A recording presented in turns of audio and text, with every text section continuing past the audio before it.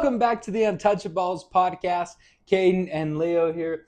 Caden, how you doing today? I'm doing pretty good. How's your day been, Max? It's been pretty dang good because the Denver Broncos just thumped down the New Orleans Saints. But we're going to get to that later, Caden. Right now, we're going to hop into the big college football weekend. It's electric. It's exciting. Let's jump straight into it. We got a lot of big games in college this weekend. Starting off, in the morning slate, you have number 6 Miami. They're going to visit Louisville, where Miami's a 5-point favorite. What are your thoughts on this one? Yes, Caden, we've talked about Louisville, how we like Louisville.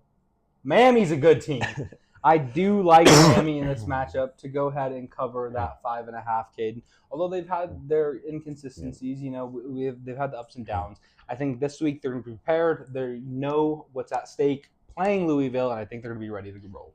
You saw, Miami had a bye last week, but 2 weeks ago, they had to come back from down 25 in the fourth to end up even winning that game. Yep. Now, yes, they go on the road at Louisville, who, they were ranked at one point. They've had a couple bad losses, bad lost LSU, lost Notre Dame and stuff.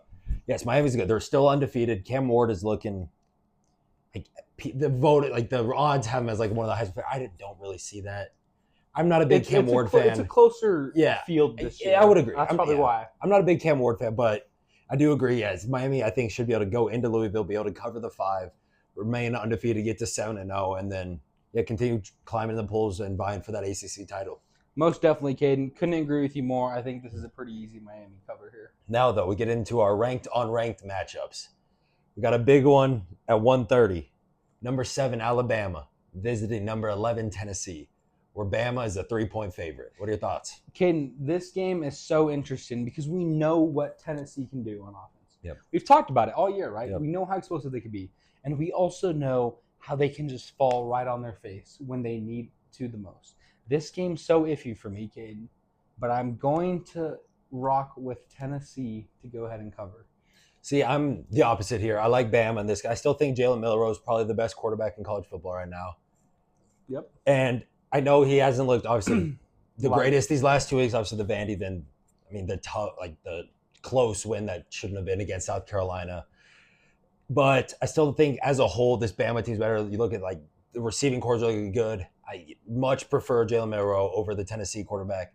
It'll really come down to which defense can stop the explosive offense more. I was going to say more like who's going to cause a turnover, right? Exactly, yeah. Who's going to change the game. And I feel like Bama's defense has a better chance. If they can play especially like they did, that first half against Georgia, I really like Alabama's chance. I think they will be able to cover the 3 and probably win by about a touchdown. I mean, that could very well be true, right? We know how close these SEC matchups can be. The reason why I'm going with Tennessee is I think Bama still has that target on their back, right? Because it's Bama. The aura around the program.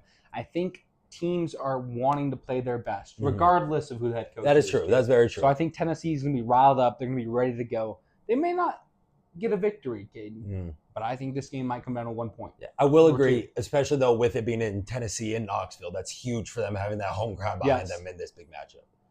Also, though, in this afternoon slate at 1:30, another ranked matchup. You have number 24 Michigan visiting number 22 Illinois, where Michigan is a 4-point favorite. Yes, Caden. Michigan, we've talked about how we don't know how they're still ranked. No. And honestly, I think this Illinois team has enough fight, enough dog to cover against Michigan, Caden. I'm with you. Yeah, you look especially at Michigan's passing. Yes, they've been able to starting to run the ball a lot better, more like what we expected to see from them. Yes. Their passing attack is still absolutely putrid. It is awful. And you have to be – it's modern college football. You have to pass. Yeah, yes, it's Big Ten football and whatnot, but you have to pass. And Michigan has not been able to do that. Alex Orji has multiple games this year with under 100 passers. Yeah, it's not good, kid. And, I like Illinois to cover this game, and I think they should probably – I like them to win this game, too. I don't hate even that. Even though I know they're a 4-point dog or whatever. I like them, to cover and probably win, especially with it being at home at Illinois. I think they, will cover, and I'm definitely going to place at least a sprinkle, if not more, on Illinois money line. Most definitely, Caden. Definitely a line to look out for. Now, though, we get to your team. Big matchup this week. CU visiting Arizona, where Arizona is a 2.5-point favorite. Yes, Caden, we know what Arizona has done to Colorado in the last couple of years, right? They've kind of had Colorado's number, and that is an explosive duo. We've talked about it all year. All year. And you have continued to praise Arizona, even though I have not. No, you have not. And I'm going to say, however, I'm going to give Arizona the credit, right? At home, this is a dangerous squad. Mhm. This is one that, for whatever reason, has favored well against CU. However, I think that this is going to be a bounce back for the Buffaloes. We saw how well they just played Kansas State. Mhm. And Colorado's been a better team as of late, right? Yep. They're progressing still. I don't think they're the team that I think they could be yet, but I do see this as another stepping stone, getting closer to a bowl game and taking another close victory on Saturday. Yeah, this should, I think, in my eyes, be a really good football game. Obviously, Arizona looked bad against BYU last week. Fafita had the 3 picks. Yeah. But, yes, Travis Hunter is expected to play in this game. He's not going to be, fully healthy, probably. He's still probably going to have some lingering issues with that shoulder caused from last weekend. So who knows, he's still going to be a playmaker because he's Travis Hunter. And just having him on the field is so much better. Yeah. Oh, yeah. It's great for the team. But we'll see, how many of the snaps is he going to play? How effective is he going to be in those snaps, especially playing, both sides like he has been? Definitely. I think, yes, this should be a really good game. But I think, especially with it being 2.5 and not at 3, I like Arizona in this game. I think it'll probably be about a field goal, 3-4 point win for Arizona. All right, disagreeing there, kid. Hey, final game. At 5:30 p.m. Mountain Time. College game day. Number 5 Georgia Bulldogs visiting the University of Texas Longhorns, where UT is a 5-point favorite. This game's going to be a knockout, drag-out type of football game taking place in the great state of Texas. There is zero chance I'm betting against the Longhorns in this matchup, Caden. That offensive line, the way this team's rolled, they've dominated. They play football the right way, Caden. I'm rocking with Texas in this matchup wholeheartedly. I love to hear that. I'm going to agree with you. You look at Georgia, yes, Carson Beck has been putting up, these crazy pass yards these last weeks. But you look last week against Mississippi State. They were up big. It looked like they were going to get an easy win, easy cover, everything. Then Mississippi State scored 21 straight points. They only won by 10. They made it look really scary in that second half against not a good football team in Mississippi State. Yep. We talked about how bad. Yes, Carson Beck's been playing good. And we'll see. Quinn Ewers didn't play great last week, but he didn't obviously need to do too much with the way they were running the ball. Quinn will need to play good. He needs to not be turning the ball over or anything. Do what he has to do, and hope the running game can work as well. I like Texas, yes, with the -5. I think, at home, this is going to be a crazy crowd, especially 1v5. Wild, kid. Game. It's like game day is going to be like biggest game of the weekend by far. This should be an amazing game. But yes, I'd like Texas to win and cover this game. Also, that being said, since we just hyped up Texas for the last couple minutes, they're probably going to lose now. Yeah. Hopefully not. Moving on, kid. Now, we haven't really talked about the London games much this year. We have not. Who really cares about the London games? It's early. But we kind of have to this week, as my New England Patriots are traveling to London to face the Jaguars, who are not only... It's a toilet bowl game, by the way. Yeah, not only, as of right now, a 6-point favorite, but they played London last week. They got 2 straight home games for them in their second home in London. Which, on paper, it favors the Jaguars, Caden. I don't like this Jaguars team. We've talked about we don't like Trevor Lawrence. And their defense is awful. I think the way Drake May pushed the ball down the field, I wouldn't be surprised if the Patriots snuck one off. What's our line? It's at 6 right now. Jaguars favored? Yep, Jaguars by 6. I'll take Patriots +6 all day. So this, I think, what we saw from Drake last week obviously gets a much better defense, and the Texans were good. Obviously, he had the 3 turnovers. The pick was bad, strip sack. We have the worst O-line in football. But yes, the Jaguars are able to get pressures. Trayvon Walker's having a much better season, kind of more what they expected from him. Exactly. But the rest of their defense has been putrid all year, giving up some of the most yards, especially in the air, out of any team this year. I think they're 28th. Yeah. In passing yards allowed. If Drake May, who had 244 pass yards and 3 tutties against that Texans D last week, as long as it's not, I guess, too much adjustment, going to London. Ball? Hopefully. Hey. Drake, it was basically Drake's favorite target last week, and it'd be good. Ramondre will be playing this week. That'll help a lot, especially because we had Drake as our leading rusher last week, which is not what you want to see. You need Ramondre back in that lineup running the ball. And him being back should help a lot. I don't know if the Patriots will be able to obviously win this game. Yeah, we haven't that's seen a different story. We haven't seen a lot out of them this year. Yes, with the number being at 6, I do think they should probably cover Just because, Trevor Lawrence is not that good, and their defense is awful. Even if it's like a 17-14 game. Exactly. Game, Which it very well could be. 20 to 16 or whatever. Yeah. It'll probably be something like that. Like, for sure. Yeah. That won't be great football. But just like last week, I just want to see Drake perform. Looking for the cover. Now, in the morning slate, we got a big matchup in the NFC North.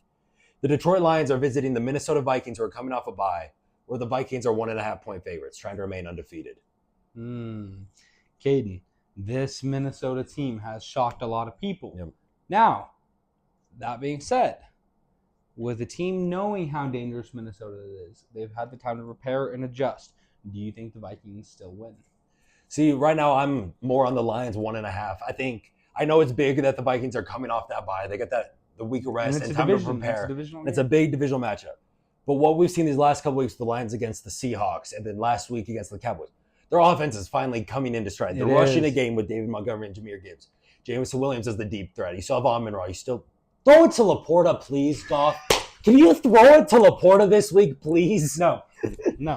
But their offense is finally looking like, the Lions' offense of last year. I do think the Vikings, they've shocked everyone this year. Their defense has played really good this year. I mean, made Stroud look nothing. Yeah, made him look like a normal, average quarterback in that game. I think this should be a really tight, really good game. But I like the Lions at the +1.5. And at that point, probably to win as well. It'll be tough. Maybe the Vikings win by 1, but if not, I like the Vikings the Lions by probably about a field goal in this game. Caden, we are going to disagree here. I think Dan Campbell's aggressiveness is going to come back to bite him, and I'm taking Kevin O'Connell in this matchup. Sam Darnold. I'm taking Kevin O'Connell. All right, let's give credit where credit's due, Caden, of the real success in the Vikings organization. But I'm going to say that he will be the X factor in the coaching. There's going to be 1 or 2 plays where he's going to throw in a little wrinkle. It's going to give the Vikings the advantage. Yeah, it should be a great game in the morning. Yes. Then, though, in the afternoon slate, we got a Super Bowl rematch. The Kansas City Chiefs are traveling to San Francisco to take on the Niners, where the Niners are 1.5-point favorites. Caden, how the Niners are 1.5-point favorites? I guess they're just going on like last year or like what we know the Niners have been. This Niners team has struggled. They've looked ugly at times, but they still have Kyle Shanahan. Yes, they do. We know that they're going to want to get their get back on the Chiefs. Oh, yeah. That being said, I think Andy Reid kind of just has Kyle Shanahan's number. Kind of what it seems like. What do you think of this? I don't really understand why the Niners are favored in this game. The Chiefs, they're undefeated. Obviously, look at the games. They've been close every game. They've always been close. Yeah, every game's been close for them. And yet, they still find a way to win and every single game. That's what good teams do, Caden. Even when they're not playing their best, somehow they'll find a way to win. Yeah, and you still have Mahomes, Kelsey. Xavier Worthy's looking good. I think on paper, it should be a really good game. If the Niners don't have Jordan Mason, that's a big blow to their running game. You'll have to rely on Isaac Guerrendo more and probably Debo more as a running back as well. If they're beat up. If Purdy isn't able to get Ayuk involved, especially like last week with I like the Chiefs in this game. I think the wrong team is favored in this matchup. I think the Chiefs should end up winning this game. I agree wholeheartedly. Like I said, going with the coaching matchup, I think Andy Reid and company just have a little bit of the advantage. Okay, they just always seem to be a step ahead. Yep. Something is going to come out. There's probably going to be some ref help, of course, for the Kansas City Chiefs. But other than that, I'm expecting no surprises in that one. Now, we'll get into our primetime games of the week. Yes. Sunday Night Football. Somehow, the Steelers are on primetime again. And somehow the Jets are. We got Jets at Steelers. And somehow Russell Wilson's starting. Yeah. Give me the Jets. Where the Jets are 1.5-point favorites. I'm taking the Jets because Russell Wilson's starting. Not only that, Devontae Adams back with Aaron Rodgers. I'm pretty sure his hamstring injury wasn't forced to miss him the last 3 weeks. He was just waiting to get traded, and now he's all healthy and ready to go. Hamstring injury, yeah. He's ready to go. Him and Aaron have been plotting this for a whole year.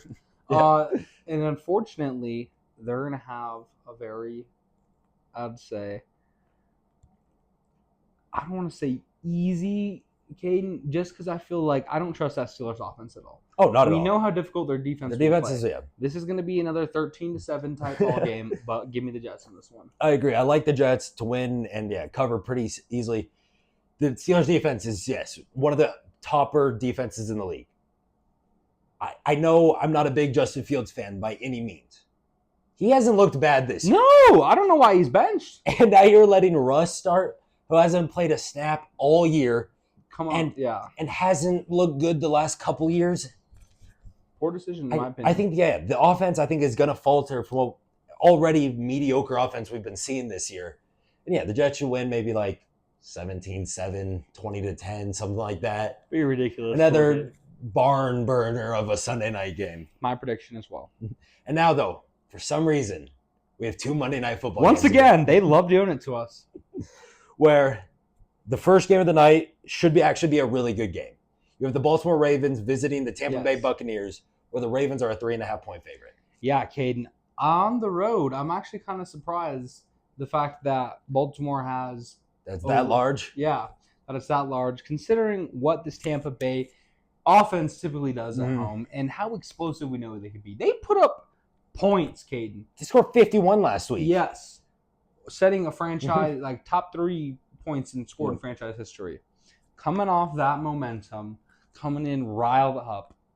I'm still not betting against Lamar Jackson. I was going to say the same thing. Even though all signs point to the fact that the Buccaneers should keep this game competitive. I think it'll be a competitive game. Lamar Jackson over Baker Mayfield, 10 out of 10, and twice on a Monday, Caden. And Derrick Henry over Rashad White, Bucky Irving, and beautiful Sean Tucker. 100%. Who I assume was very pleased with his performance last Sunday. Yes. Yeah, I think this should be a really good game. Probably one of the more higher scoring affairs we'll see on a primetime game this year in my eyes. I agree. Yeah, I know it's 3.5, so the hook scares me a little bit. It could get you. But I like the Ravens probably by about a touchdown on this game. I think this should be a really good game. But like you said, Lamar Jackson over Baker Mayfield.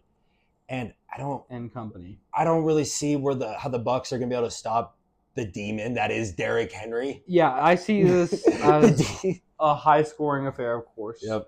Not much defense will be played. But like you said, Derrick Henry should run. Derrick Henry should be a big X factor. And then the last game we got is the Chargers and the Cardinals, where the Chargers are a 2-point favorite. Yeah, okay, and that makes sense. The Chargers, bounce back, have that win big against win the Broncos. in Denver. It was ugly for Denver. But I think that's a confidence booster. And we know how good of a coach Jim Harbaugh is. I think he's going to do enough, and Justin Herbert will do enough to get the Chargers into a winnable position. And I think they hold on just enough to cover. See, I'm opposite of you here. I think that's fair. Because the game is in Arizona, which I think is big for the Cardinals. Yes. And I think I like Justin Herbert a lot. I still think he's one of the best quarterbacks in the league. He is. His supporting cast is not. No.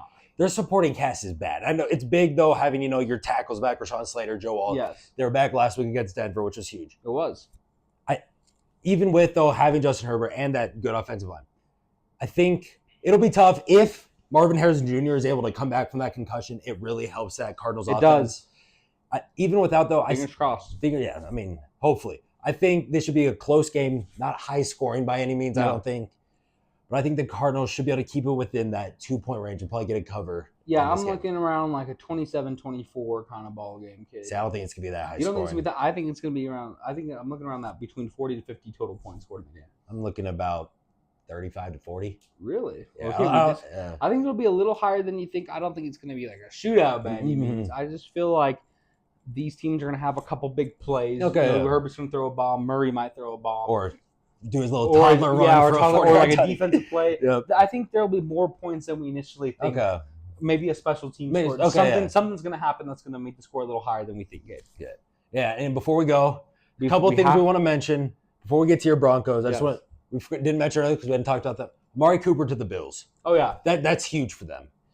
A great acquisition, Caden. I love this move for them. They've needed the help out wide receiver. Not only that, you're getting a veteran. And true number one. A true number one. He's going to help take that attention off Keon Coleman. I think this is a great move. Veteran leadership and someone who's going to come in and work hard and is a good, just veteran presence in the locker room. Yeah, 100%. Yeah. Great for the team. You didn't have to give up much to get him. And now, you pair up Josh Allen with a true number one again in Amari Cooper. You see what he does when he has that like true number one elite Yes. receiver with him. And Amari's coming off one of his best years of career just last year with Joe Flacco at quarterback. Now you give him Josh Allen in that Bills offense, which is able to put up a lot of points. Most definitely. It should be really good for them. Poor Amari Cooper has had to play for the Raiders, The Cowboys, the the Browns. Like, talk about dysfunctional. Those three organizations the last 30 years. Oh, yeah. Ridiculously. Like, so poor fellow. I'm glad he's finally getting an opportunity to get some love and hopefully shine. Hey, before we go, though, I want to let you talk about the Broncos' ass whooping of the Saints on Thursday Night Football. Yes, Caden, that's exactly what it was. Our final score was 33-10, correct? Yep. They got that 33-10. last touchdown as to kill the under. To kill the under with like a minute the 15 left. Jay Hayner came in and threw a couple dots and all of a sudden touchdown. The offensive line single-handedly won the Denver Broncos this game. Oh, yeah. As much as I think Javonte Williams played well, I got to give credit because there were like 3 of those runs where Javonte's not getting touched for 10 yards, kid. Those holes are just beautiful. The blocking scheme, the fundamentals, the technique from the offensive line tonight was chef's kiss. I thought they took advantage of what they need to. They exploited the Saints' run defense, and it was easy for Bo Nix to just, throw what passes he needs to make, and it was a comfortable coasting win. Yeah, exactly, yeah. They had over 220 rushing yards as a team. Amazing. Bo Nix had 76. As, yes, he's a running quarterback, but not like that. Nope. But he was able to big runs. He was able to find just laying like no one's open. Bo Nix was easily able to get around the offensive line and just take off for 10, 15 yards. Yep. He had that big like 30-something yard run.